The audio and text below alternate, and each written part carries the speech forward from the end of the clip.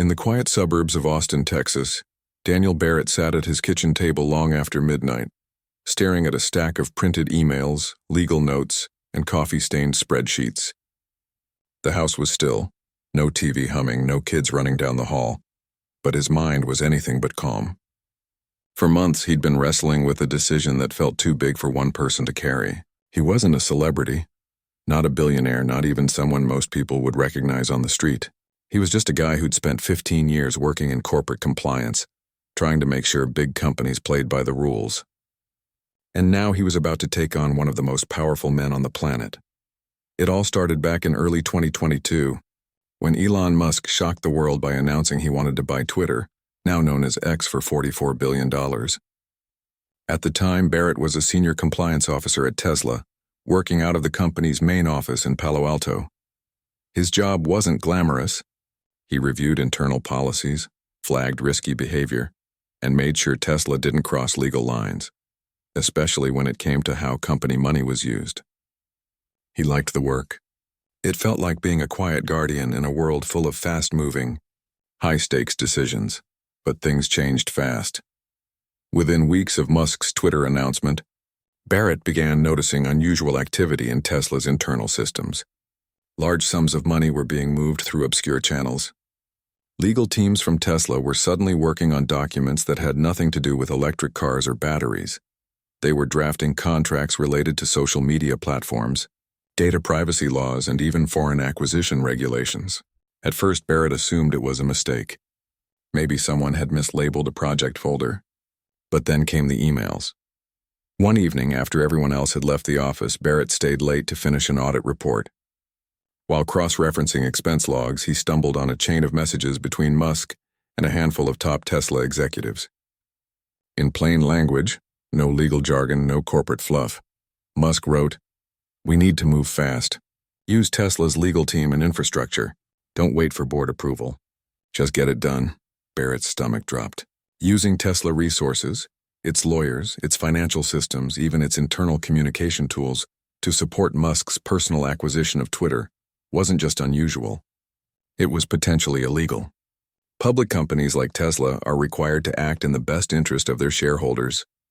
Every dollar spent, every hour billed must serve the company, not the CEO's side projects. If Musk was using Tesla as a personal piggy bank to buy a social media platform, that wasn't just bad judgment. It was a breach of trust. He tried to raise the issue internally. He scheduled a meeting with Tesla's general counsel, prepared a detailed memo, and laid out his concerns calmly and professionally. But instead of action, he got silence. Then came the subtle warnings. "This is above your pay grade," one manager told him. "Elon moves fast." "Don't slow him down," said another. Within weeks, Barrett noticed he was being excluded from key meetings. Projects he used to lead were reassigned. The message was clear: speak up and you're out. Still, he couldn't let it go. He started keeping his own records, printing emails, saving screenshots, documenting every odd transaction he could trace. He knew it was risky. Whistleblowers often lose their jobs, their reputations, sometimes even their peace of mind. But every time he thought about walking away, he remembered why he got into compliance in the first place: to protect ordinary people who invest their life savings in companies like Tesla, trusting that the system works fairly. By late 2022, Musk had completed the Twitter deal, chaotically, expensively, and with massive layoffs. Tesla's stock, once soaring, began to dip. Investors grew nervous. Rumors swirled about Musk being distracted, overextended, and too focused on his new toy. Barrett watched it all from the sidelines, now officially sidelined himself. He'd resigned quietly in early 2023, citing personal reasons, but the truth weighed on him every day. Then, in February 2023, something changed. A group of Tesla shareholders filed a lawsuit claiming Musk had misused company assets during the Twitter acquisition. The case was vague, lacking hard evidence, but it was enough to light a spark. Barrett knew he had what they needed. Not rumors, not speculation, real documents, real proof. He reached out to a law firm that specialized in corporate accountability. They met in a small conference room in downtown San Francisco, far from the tech campuses and billionaire playgrounds. At first, the lawyers were skeptical. Taking on Elon Musk in court? That wasn't just ambitious, it was borderline reckless. But when Barrett laid out his evidence, time-stamped emails, internal memos, financial trails, they leaned forward. This wasn't just a hunch. It was a case. Over the next few weeks, they worked in secret. Barrett relived moments he'd tried to forget. Late-night calls where Musk's voice came through the speakerphone, impatient and sharp. Meetings where executives nodded along while avoiding eye contact. The growing sense that rules only applied to people who couldn't afford to ignore them. The legal team helped him organize everything into a formal complaint. They filed it in federal court in California, naming both Musk and Tesla's board of directors as defendants. The lawsuit didn't ask for millions for Barrett personally. He wasn't in it for the money. Instead, he asked the court to force Musk to repay any Tesla funds used for the Twitter deal, and to implement stronger oversight so this couldn't happen again. He also requested that the board be held accountable for failing to stop it. It was a bold move, some called it naive, but Barrett didn't see it that way. He saw it as basic fairness. When the news broke, it spread like wildfire. Headlines screamed, "Tesla insider accuses Musk of misusing company funds." Financial analysts debated the implications on cable news. Social media lit up, some calling Barrett a hero, others a traitor. Musk himself didn't respond publicly at first.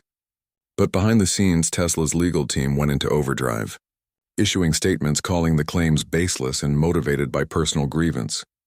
What surprised everyone, though, was how credible Barrett's evidence turned out to be. Independent forensic accountants confirmed that millions in Tesla expenses during late 2022 were tied to Twitter-related legal work. Email metadata checked out. Even some former Tesla employees, speaking anonymously, admitted the atmosphere had been unusually chaotic during that period, with Musk making unilateral decisions that bypassed normal protocols. Barrett didn't give interviews. He didn't post on social media. He stayed out of the spotlight, living quietly with his family, checking in with his lawyers once a week. But people started noticing something. He wasn't backing down. In a world where powerful figures often operate without consequences, here was someone willing to stand up, even if it cost him everything. As the court date approached, legal experts warned it would be an uphill battle. Musk had armies of lawyers, unlimited resources, and a loyal fan base that saw him as a visionary, not a rule breaker. The judge assigned to the case was known for moving slowly and disliking media circuses. Many predicted the case would be dismissed or quietly settled out of court, but Barrett wasn't thinking about odds or headlines.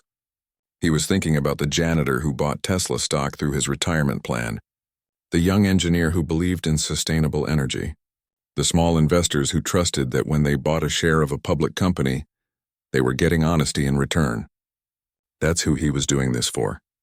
And so in a modest courtroom in San Francisco, with fluorescent lights buzzing overhead and wooden benches that creaked under the weight of tension, the first phase of the trial began. Barrett walked in not as a hero or a villain, but as a regular person who believed the rules should apply to everyone, even the richest man in the world. No one knew how it would end. But one thing was certain. By stepping forward, Barrett had already changed the conversation. He'd reminded people that accountability isn't just a legal term, it's a human one. And sometimes it takes just one person, sitting at a kitchen table late at night, to decide that silence is no longer an option. The courtroom smelled like old wood and too much coffee. Fluorescent lights hummed softly overhead, casting a pale glow on the rows of benches filled with reporters, curious onlookers, and a few nervous-looking Tesla employees who'd come during their lunch break. Outside, the San Francisco fog rolled in slow and thick, muffling the usual city noise. Inside, the air was tight with anticipation. This wasn't just another corporate lawsuit. This felt personal. Daniel Barrett walked in early wearing a slightly wrinkled navy suit he'd bought secondhand a week before. He didn't look like someone about to challenge one of the most famous men alive. He looked like a teacher or maybe an accountant, someone used to working behind a desk, not under a spotlight. He sat quietly near the front, hands folded in his lap, eyes fixed on the empty witness chair. His lawyer, a woman with sharp eyes and a calm voice, gave him a small nod. He nodded back. No words needed. Then the doors at the back of the room opened. Elon Musk entered alone. No entourage, no flashy entrance, just jeans, a black t-shirt, and that familiar half-smile that seemed to say, "I've seen this all before." Cameras clicked. Whispers rippled through the room. He didn't glance at Barrett. Didn't even seem to notice the crowd. He walked straight to the defense table, pulled out a chair, and sat down like he owned the place, which, in many ways, people believed he did. The judge, a no-nonsense woman in her 60s with silver hair pulled into a tight bun, called the court to order. She reminded everyone that this was a trial, not a spectacle. "We are here to examine facts," she said firmly, "not personalities." But everyone knew the personality in the room was impossible to ignore. Barrett was the first to testify. He stepped into the witness box slowly, took the oath, and faced the jury. 12 ordinary people from all walks of life. He didn't speak loudly, didn't try to sound dramatic. He just told the truth the same way he'd told it to his lawyer, the same way he'd rehearsed it in his head 1,000 times. He described his role at Tesla, reviewing internal controls, making sure money was spent properly, flagging anything that seemed off. He talked about the moment he first noticed Tesla's legal team working on Twitter-related documents, how he'd asked questions and been told to drop it, how emails started appearing in his inbox that made his stomach twist, messages where Musk instructed executives to bypass normal approval channels, to move fast, to ignore the lawyers if they slow us down. One by one, his lawyer showed the jury printed emails, dates, times, clear language, no jargon, just direct orders from the top. "Did you believe at the time that this was improper?" his lawyer asked. "Yes," Barrett said simply. "It wasn't just unusual. It crossed a line. Tesla is a public company. Its resources belong to its shareholders, not to one person's personal project." The defense lawyer stood up for cross-examination.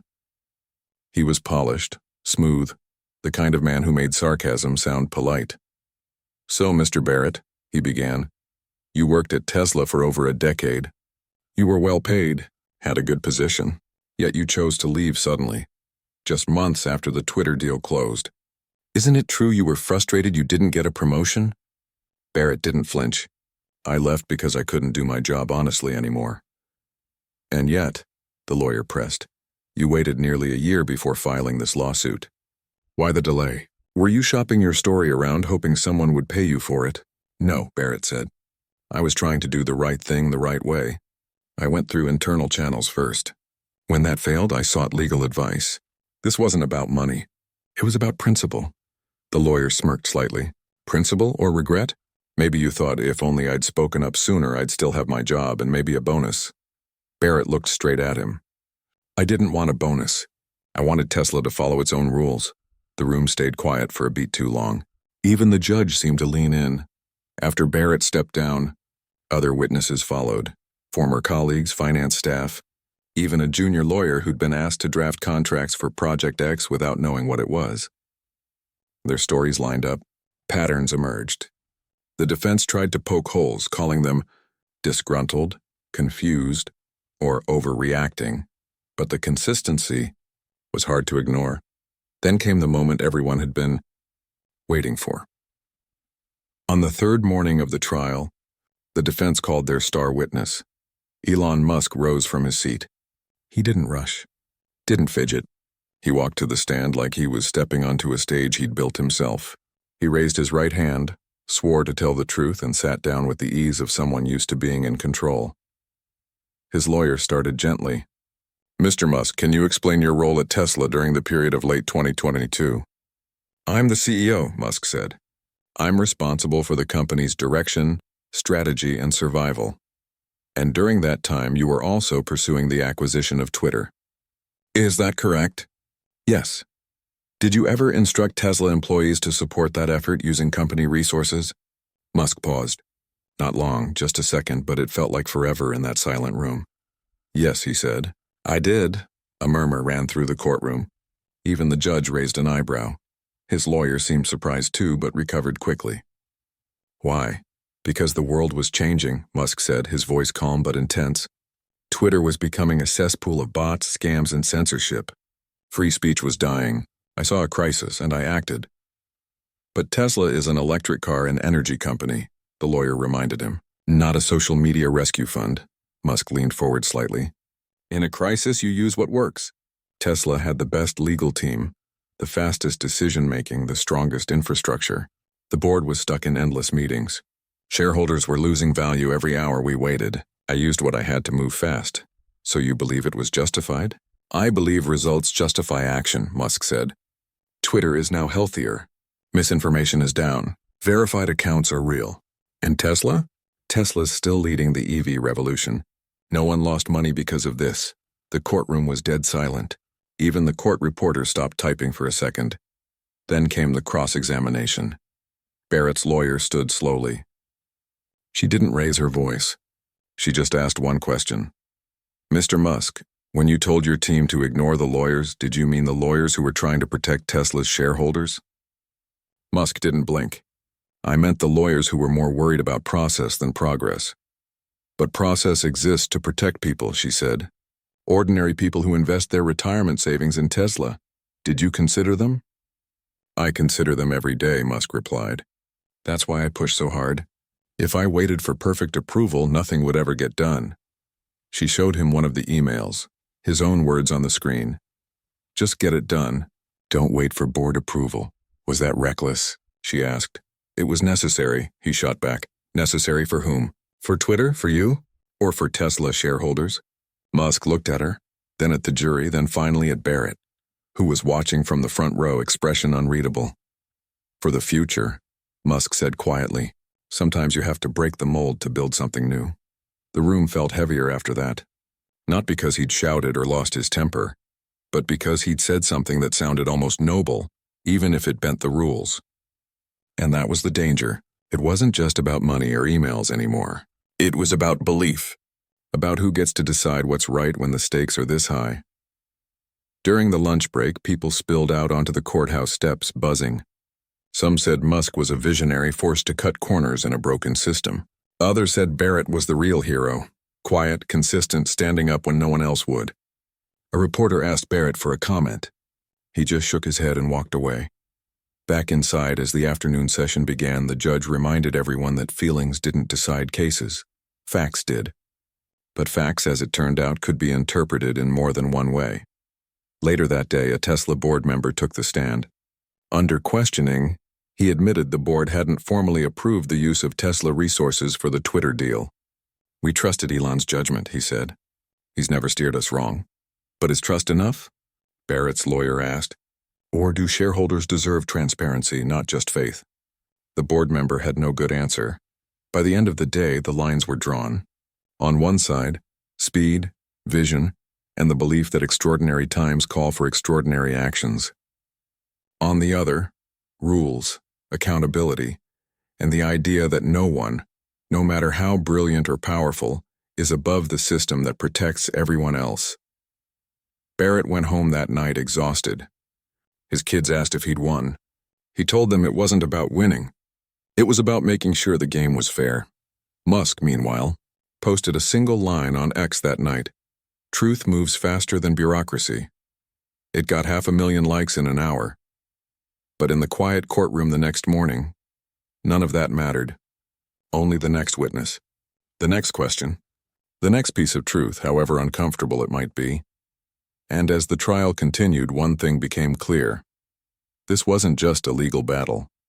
It was a test of what kind of world people wanted to live in. One where rules bend for the powerful, or one where even the most brilliant minds must answer to the same standards as everyone else. Barrett didn't have all the answers. But he knew one thing for sure. Silence had already cost too much. Now the truth was out, and no amount of fame, fortune, or followers could put it back in the box. The third day of the trial started like the others, gray light filtering through tall courthouse windows, the low murmur of lawyers shuffling papers, the quiet click of heels on marble floors. But something felt different. The air was heavier, charged with the kind of tension that comes right before a storm breaks. Everyone knew today was the day they'd dig into the heart of the case. The money trail, the secret transfers, the moment when corporate lines blurred into personal ambition. Daniel Barrett sat in his usual spot near the front, sipping black coffee from a paper cup. He hadn't slept much. Not because he was nervous. He'd made peace with that days ago.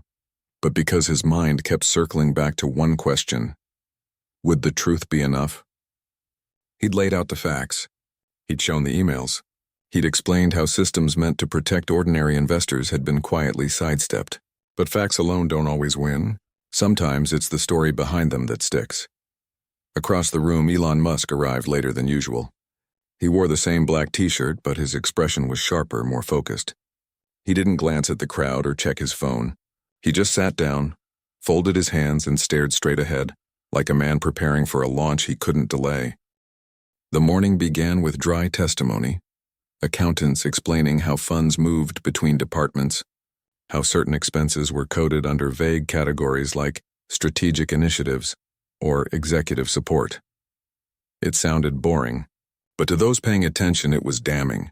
Millions of dollars in legal fees, data analysis, and even travel costs had been logged under Tesla's books during the exact weeks Musk was finalizing the Twitter deal. None of it had been disclosed to shareholders. None of it had been approved by the board. Then came the moment. Barrett's lawyer stood and approached the bench. "Your Honor, we'd like to play a short audio clip recovered from a company server. It's a voice memo recorded during an internal call on October 12, 2022. The defense objected immediately. "This is hearsay. It wasn't part of the original discovery." But the judge reviewed the file, nodded, and allowed it. "Keep it brief." A hush fell over the room as the clerk pressed play. At first, there was just static. Then a familiar voice, calm, impatient, unmistakable. "Look, I don't care what the compliance team says. We're using Tesla's legal infrastructure. Full stop. If they want to cry about fiduciary duty, tell them to bill me later. Right now, we need to close this deal before the whole thing collapses." Another voice, softer, hesitant. "But Elon, the board hasn't signed off." "The board moves at the speed of molasses. I move at the speed of light. Just get it done." The recording ended. 10 seconds of silence followed. No one moved. No one breathed. Then, from the back of the room, someone whispered, "Oh my God." Musk didn't flinch. He didn't look away. If anything, his jaw tightened, like he'd been waiting for this moment all along. Barrett's lawyer turned to him. "Mr. Musk, is that your voice?" "Yes," he said simply. "And were you in that conversation directing Tesla employees to use company resources for your personal acquisition of Twitter, without board approval?" Musk exhaled slowly. "Yes." The courtroom erupted, not in shouting, but in a wave of stunned murmurs. Reporters scribbled furiously. Jurors exchanged glances. Even the judge looked surprised, but Musk wasn't done. Instead of retreating, he leaned into the microphone. "And I'd do it again." That stopped everyone cold. He continued, voice steady, eyes locked on the jury. "Because the system is broken. Boards talk in circles. Lawyers protect process, not people." While they debated, bots were taking over Twitter. Misinformation was spreading like wildfire. Free speech, the foundation of democracy, was being choked. "I saw a fire and I used the nearest hose. It happened to be Tesla's." His lawyer tried to interrupt, to steer him back, but Musk raised a hand. "No. Let me say this." He turned slightly, not quite looking at Barrett, but in his direction. "Some people think rules are walls. I think they're guardrails. But when the road is collapsing, you don't wait for a committee to approve a detour. You drive through the field." Barrett felt his chest tighten. It wasn't anger. It was something deeper, disappointment maybe, or sadness. Because Musk wasn't lying. He truly believed this, and that made it more dangerous. When someone with that much power thinks they're the exception to every rule, who's left to say no? Barrett's lawyer didn't miss a beat. "So you're saying the rules don't apply to you?" "I'm saying the rules should serve the mission," Musk replied. "Not the other way around." "But Tesla's mission," she said gently, "is to accelerate sustainable energy, not to fund your personal ventures." "Everything is connected," Musk shot back. "A healthy public square is essential for truth. Truth is essential for progress. Progress is essential for saving the planet. You can't silo these things." It sounded almost poetic, and for a moment even some of the jurors looked thoughtful. But then she asked the question everyone had been avoiding.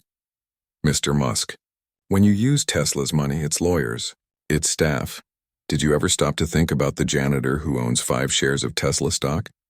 Or the retired teacher who put her savings into your company because she believed in clean energy? Did you consider that they didn't sign up to fund your social media experiment?" Musk was quiet for a long time, longer than anyone expected. Finally, he said, "I consider them every day. That's why I push so hard. Because if we lose the bigger fight, the fight for truth, for innovation, for the future, then their shares won't be worth anything anyway. It wasn't an apology. It wasn't even regret. It was a declaration. The ends justify the means. And in that moment, the trial shifted. It wasn't just about money or emails anymore. It was about two visions of responsibility. Barrett believed that trust is built on consistency, that if you tell people you'll follow the rules, you follow them, even when it's inconvenient. Musk believed that in a world on fire, the rule book is the first thing you throw out the window. After the lunch break, the defense tried to regain control. They called a former Tesla board member who testified that Musk had informally updated them about the Twitter deal and that they understood the urgency. But under cross-examination, the board member admitted there were no meeting minutes, no votes, no written approvals, just nods in hallways and quick calls. That's not governance, Barrett's lawyer said. That's guesswork. Later, a finance manager described how she'd been asked to reclassify $2.3 million in legal expenses from Twitter-related to corporate strategy after the fact. I was told it was for clarity, she said, voice trembling slightly. But I knew it wasn't right. When she stepped down, the room felt heavier. By late afternoon, the judge called a short recess. Outside, news vans lined the street. Headlines were already being drafted. Musk admits to bypassing Tesla board. Whistleblower's evidence holds up. Is vision worth breaking the rules? Back inside, Barrett sat alone for a few minutes. He thought about his father. A factory worker who'd always said, "Do your job right, even when no one's watching." He thought about the thousands of small investors who'd never see a courtroom but whose trust was on the line. And he thought about Musk, not as a villain but as a man so convinced of his own mission that he'd stopped seeing the guardrails altogether. When court resumed, Musk's lawyer tried to soften the blow. "Mr. Musk, do you regret any part of your actions?" Musk paused. "I regret that people see this as selfish." "It wasn't, it was necessary." "But necessary for whom?" the lawyer asked. "For everyone," Musk said, "even the ones who don't see it yet." The day ended with that line hanging in the air, bold, unshaken, and deeply unsettling. That night, Barrett didn't go home right away. He walked along the Embarcadero, watching the lights of the Bay Bridge flicker on. The city felt alive, full of people chasing dreams, building lives, trusting systems they couldn't see. He wondered how many of them owned Tesla stock. How many believed in the man who'd just admitted to bending the rules for what he called the greater good? He didn't have answers, but he knew one thing. Accountability isn't about punishment. It's about making sure the next person, whether they're a CEO or a clerk, knows the rules apply to everyone. Not because the rules are perfect, but because without them, trust disappears. And without trust, nothing lasts. Back in his hotel room, he turned off his phone. No news alerts. No social media. Just quiet. Tomorrow would bring more testimony, more arguments, more attempts to frame the truth in different lights. But tonight, in the stillness, Barrett felt something unexpected. Peace. He'd said what needed to be said. The rest wasn't up to him anymore, and somewhere across town, in a high-rise apartment with floor-to-ceiling windows, another man sat alone, staring at the same city lights, probably thinking the exact same thing. The morning after Musk's courtroom admission, the world woke up to a different kind of silence, one that comes after a loud truth has been spoken and everyone is still trying to figure out what it means. News outlets ran the quote on loop, "Yes, I did it. And I'd do it again." Social media exploded. Some called it courage. Others called it arrogance wrapped in a cape of idealism. But in boardrooms, living rooms, and retirement fund offices across the country, people were asking a quieter, more urgent question. If even the rules don't apply to him, who are they really for? Daniel Barrett didn't see any of it at first. He'd turned off his phone before bed and slept deeper than he had in months. When he finally checked his messages, his screen lit up with dozens of notifications, some from old colleagues, some from strangers, even a few from journalists offering exclusive interviews. He ignored them all. He wasn't chasing fame. He never had been, but the fallout was already rolling like a wave he couldn't stop. By mid-morning, Tesla's stock dropped nearly 8%. Not because of rumors, but because real investors, big ones, were rethinking their trust. Pension funds that manage teachers' and firefighters' retirement money issued public statements. One of the largest said plainly, We expect our investments to be governed by clear oversight, not personal discretion. Another called for an emergency shareholder vote on board reforms. For the first time in years, Musk's leadership wasn't just questioned. It was being formally challenged from within the system he'd helped build. Inside Tesla's headquarters, the mood shifted. Hallways that once buzzed with excitement now carried hushed conversations. Employees avoided eye contact in the cafeteria. Some feared layoffs. Others worried their life savings, tied up in stock options, were now at the mercy of one man's judgment calls. A few even reached out to Barrett anonymously, not to accuse him but to thank him. "We couldn't say anything," one message read. "But we saw it too." Meanwhile, regulators took notice. The Securities and Exchange Commission, already familiar with Musk's headline-grabbing style, quietly opened a new inquiry. This wasn't about tweets or market timing anymore. This was about whether a CEO had misused a public company's assets for a personal venture, a serious breach if proven. Legal experts said it could lead to fines, forced repayments, or even restrictions on Musk's role at Tesla. No one knew for sure. But the message was clear. The gloves were off. Barrett's lawyer called him that afternoon. "They're trying to settle," she said. "Not publicly, behind the scenes. They offered to drop the case if you agree to a confidentiality clause and walk away." Barrett didn't hesitate. "No? Are you sure?" she asked gently. "This could get uglier. They'll dig into your past, your finances, your family. They'll paint you as greedy or bitter." "I'm not afraid of the truth," he said. "And I didn't start this to disappear," she sighed. "Then brace yourself, because they're not going to let this go quietly." She was right. That evening, Musk posted a thread on X. Not angry, not defensive, just defiant. He wrote about bureaucrats weaponizing process to stop progress, about legacy systems trying to clip the wings of visionaries, and ended with, "If moving fast is a crime, lock me up. But don't pretend the world isn't better for it." The post got over 1 million likes in hours. His followers rallied. Memes appeared. T-shirts were designed. To them, Barrett wasn't a whistleblower, he was a roadblock. But something unexpected happened too. Ordinary people, teachers, nurses, small business owners started speaking up. On community forums, local news comment sections, even in grocery store lines, they shared their thoughts. "I own 10 shares of Tesla," one woman wrote online. "I bought them because I believed in clean energy, not because I wanted to fund a billionaire's side hustle." Another said, "Rules aren't red tape. They're what keep the game fair when you're not the one holding all the chips." Barrett read those messages late at night, sitting at his kitchen table again, just like he had months ago. Only now he wasn't alone in his belief. A movement hadn't formed, not exactly, but a quiet consensus was growing. Accountability matters, even for the powerful. Back in court, the judge wasn't amused. At the start of the next session, she addressed both legal teams with a stern look. "This courtroom is not a stage for public relations," she said. "I will not tolerate grandstanding, social media commentary, or attempts to influence this jury through outside noise." "Is that understood?" Musk's legal team nodded quickly. Barrett's lawyer gave a small, grateful smile. The trial pressed on. More witnesses.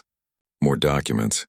A former Tesla finance executive testified that Musk had personally approved the reclassification of over $4 million in expenses. Money that should have been disclosed as related to his Twitter acquisition. When asked why, the executive said simply, "Because he said it was necessary." And when he says that, people listen. But the most powerful moment came from an unexpected source. A retired school teacher from Ohio, who'd invested $5,000 of her pension in Tesla back in 2018. She'd been granted special permission to speak as a representative of small shareholders. She stood at the witness stand, hands shaking slightly, voice soft but clear. "I didn't buy stock in a man," she said. "I bought stock in a company. A company that promised to build a better future, not to serve as a personal toolkit. I trusted the system. Now I wonder if that trust was naive." She didn't cry. She didn't shout. But her words landed like stones in still water, rippling through the room. Even Musk looked down at his hands. After she stepped down, the judge called a short recess. In the hallway, Barrett saw her sitting alone on a bench, clutching a worn leather purse. He walked over slowly. "Thank you," he said. She looked up, surprised. "For what?" for reminding everyone why this matters. She gave a small, tired smile. It's not about you or him. It's about us, the ones who play by the rules because we have to. He nodded. No more words were needed. As the week went on, pressure mounted on Tesla's board. Shareholders demanded answers. Institutional investors scheduled emergency calls. Rumor had it that Musk, for the first time in years, actually attended a full board meeting. No phone, no distractions, just listening. Some said he argued fiercely. Others said he was unusually quiet. Either way, change was coming. Behind the scenes, Barrett kept his head down. He declined every interview request. He didn't post online. He picked up his kids from school, helped with homework, made dinner. Life went on, even as history unfolded around him. But the world hadn't forgotten. A major business magazine ran a cover story titled "The Cost of Speed," with side-by-side photos. Musk at a rocket launch, Barrett at his kitchen table. The article didn't pick sides. It just asked, when vision overrides process, who pays the price? Even more telling, corporate governance experts began citing the case in speeches and policy papers. This isn't just about one company, one professor said on a podcast. It's about whether modern capitalism can function when its leaders believe they're above the rules. Barrett heard that quote while driving his daughter to soccer practice. He turned it off quickly. He didn't want to live inside the story anymore. He just wanted it to mean something. By the end of the week, the trial entered its final phase. Closing arguments were coming soon. Both sides were preparing their final pitches. The defense framing Musk as a necessary disruptor, the plaintiff painting a picture of eroded trust and broken promises. But something had shifted. The jury wasn't just listening to facts anymore. They were weighing values. And in that quiet space between law and conscience, Barrett knew the real verdict would be decided, not just in a courtroom, but in how people chose to see leadership, power, and fairness from now on. He went to bed that night not as a hero or a villain, but as a man who'd done what he thought was right, even when it was hard. And in a world that often rewards silence, that alone felt like a kind of victory. The courtroom was quieter than it had been all week. No reporters jostling for seats, no hushed buzz before the judge entered. Just 12 jurors, a few lawyers, and 2 men on opposite sides of a truth that had already changed everything. The air felt thick, not with anger, but with the weight of something coming to an end. After weeks of testimony, emails, arguments, and one shocking admission that echoed far beyond these walls, it was time for the final act. Daniel Barrett sat in his usual spot, hands resting on his knees. He wore the same navy suit, slightly less wrinkled this time. He hadn't slept much the night before, not out of fear, but because his mind kept circling back to the beginning, to that kitchen table, those late nights, the moment he decided silence wasn't an option. Now it was almost over. Whatever the judge decided, the world would keep turning. But he hoped deep down that something would be different because of it. Elon Musk arrived alone again, just like always. He didn't look tired or frustrated. If anything, he seemed calm, like a man who'd already accepted whatever came next. He nodded once at his legal team, then sat without a word. There were no last-minute tweets, no dramatic posts. For the first time in a long time, he let the system speak for itself. The judge entered, her expression unreadable. She'd listened to every word, reviewed every document, and watched every flicker of emotion in that room. Now she was ready to deliver her ruling. She didn't waste time. She spoke clearly, slowly, so everyone could understand.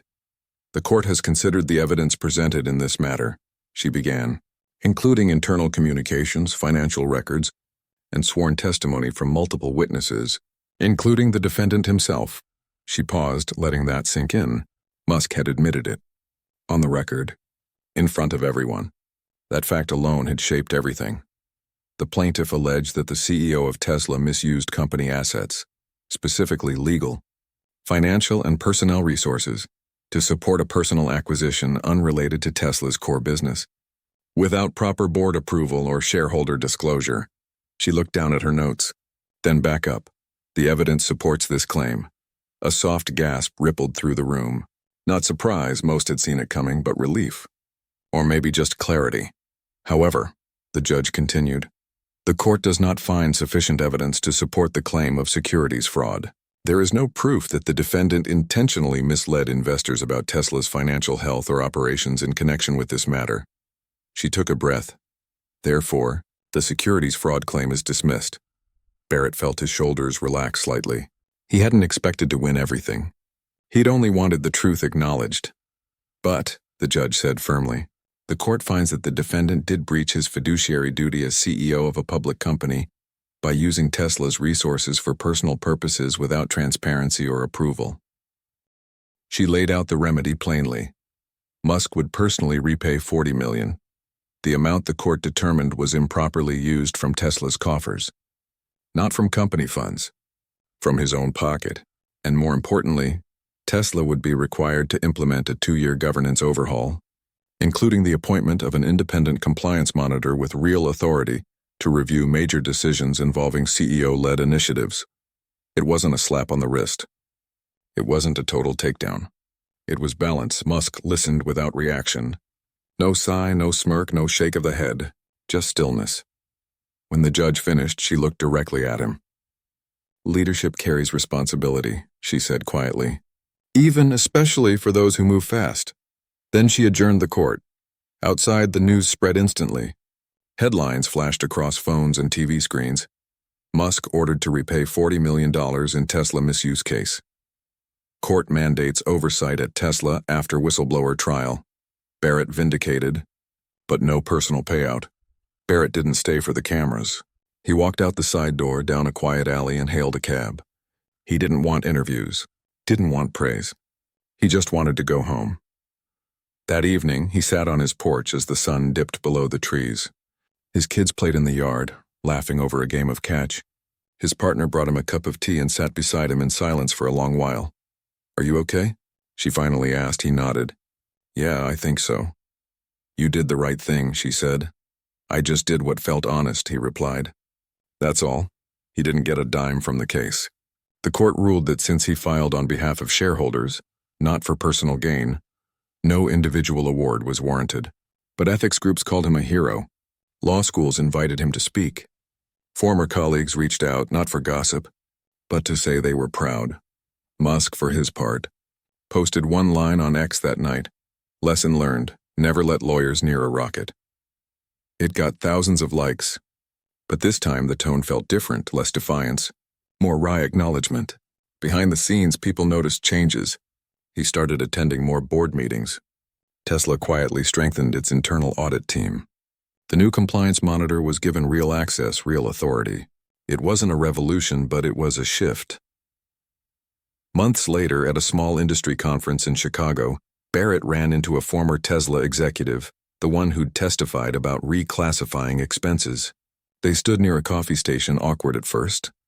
"I never thanked you," the executive said quietly. "For what?" "For making it okay to speak up. After the trial, I talked to my team. We changed how we log expenses, added more checks. It's not perfect, but it's better." Barrett just nodded. "That's all any of us can do, make it a little better." Back home, life returned to normal. Barrett took a new job, not at a flashy tech firm, but at a mid-sized company with strong ethics policies and a real compliance department. He liked it. It felt steady, honest.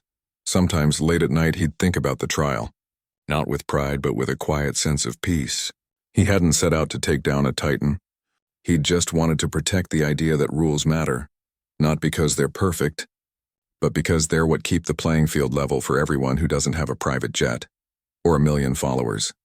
And in the end, that idea had held. The case didn't end Musk's reign. Tesla's stock eventually recovered. Rockets still launched. Cars kept rolling off the line. But something had changed in the air. A subtle shift in how people talked about power, accountability, and the cost of moving too fast. Investors now asked tougher questions in shareholder meetings. Boards paid more attention to oversight. And whistleblowers, real people with real concerns, found it a little easier to be heard. Barrett never became famous. He didn't want to.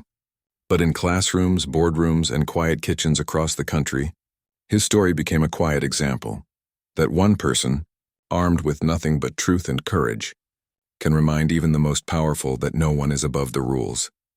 Years later, when his daughter asked him about the trial after she'd read about it in a business ethics class. He didn't talk about Musk or money or courtrooms. He just said, "I did what I thought was right." And sometimes that's enough, because in the end it wasn't about winning or losing. It was about standing up when it mattered and proving that fairness isn't a weakness. It's the foundation everything else is built on.